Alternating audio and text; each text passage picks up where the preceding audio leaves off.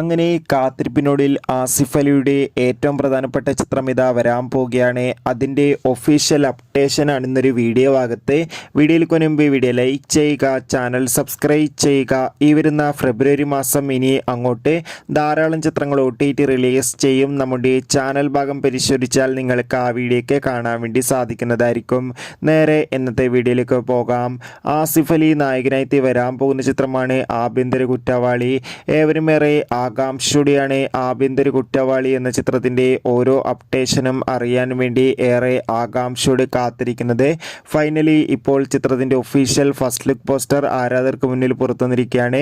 ഇന്ന് ആസിഫ് അലിയുടെ പിറന്നാൾ ദിവസമായിട്ടാണ് ചിത്രത്തിൻ്റെ official first look poster release ചെയ്തിട്ടുണ്ടായിരുന്നത്. മികച്ചൊരു ക്വാളിറ്റി നൽകുന്ന ഫസ്റ്റ് ലുക്ക് പോസ്റ്റർ തന്നെയാണ് ഇപ്പോൾ വന്നിരിക്കുന്നത്.